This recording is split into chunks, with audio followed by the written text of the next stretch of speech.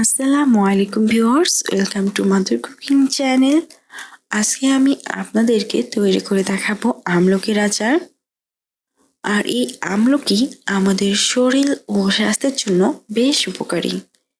যাদের মুখে অরুচিজনিত সমস্যা রয়েছে তারা কিন্তু এই আচারটা খেয়ে বেশ উপকৃত হবেন। আর এই আচারটা খেতে কিন্তু খুবই মজার হয়। চলুন তাহলে রেসিপিটা দেখে নেওয়া যাক। প্রথমে আমি চুলার উপর একটি কড়াই বসিয়ে দিচ্ছি।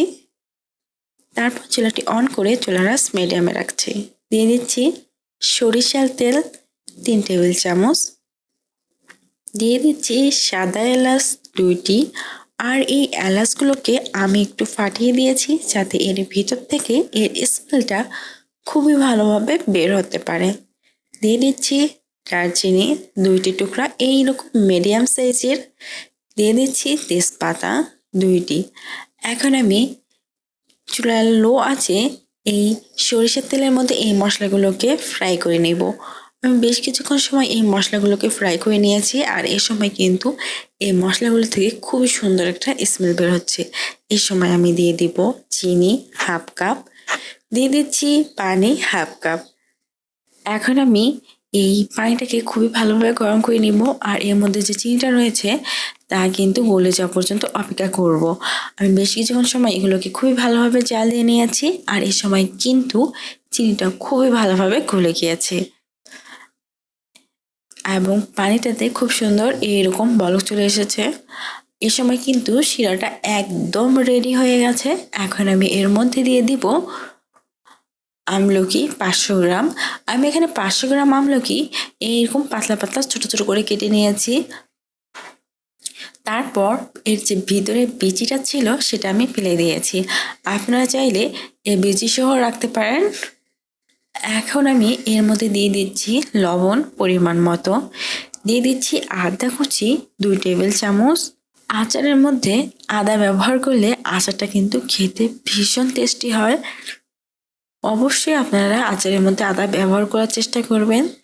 দিয়ে দিচ্ছি আচারের মশলা 1 টেবিল চামচ। এখন আমি এগুলোকে খুব ভালোভাবে নাড়িয়ে দিচ্ছি। খুব ভালোভাবে নাড়িয়ে আমি প্রায় 1 মিনিটের মতো সময় রান্না করে নিয়েছি। এখন আমি দিয়ে দিচ্ছি চিলি ফ্লেক্স 2 চা চামচ। আপনারা ঝালের পরিমাণটা আরো বেশি দিতে পারেন। আমি এই আচারটা খুব বেশি ঝাল করব না, তাই আমি 2 টেবিল চামচ ব্যবহার করছি। যারা খুব বেশি ঝাল খেতে পছন্দ করেন তারা ঝালের পরিমাণটা আরো বাড়িয়ে দিতে পারেন। এখন আমি এই শিরার মধ্যে এই আমলকিগুলোকে খুবই ভালোভাবে কুক করে নিব। আমি চুলার আঁচটা মিডিয়াম রেখে এই আমলকিগুলোকে খুব ভালোভাবে কুক করে নিচ্ছি। আর এই শিরাটাই কিন্তু এই আমলকিগুলো খুবই ভালোভাবে কুক হয়ে যাবে, যেহেতু এই আমলকিগুলো আমি পাতলা পাতলা আর ছোট ছোট করে কেটে নিয়েছি। আমি প্রায় 10 থেকে 12 মিনিটের মতো সময় এই আমলকিগুলোকে রান্না করে নিয়েছি। আর এই সময় কিন্তু আমলকিটা খুবই ভালোভাবে কুক হয়ে গেছে এবং এর যে শিরাটা রয়েছে তাও কিন্তু অনেকটা শুকিয়ে গিয়েছে। এখন আমি চুলাটা অফ করে দিব। তৈরি হয়ে গেছে খুবই মজাদার আমলকির আচার। প্রিয় দর্শক, এই ছিল আমাদের আজকের রেসিপি। মাদার কুকিং চ্যানেলের আরো এক্সাইটিং রেসিপি নিয়ে আপনাদের সামনে আবার উপস্থিত হব।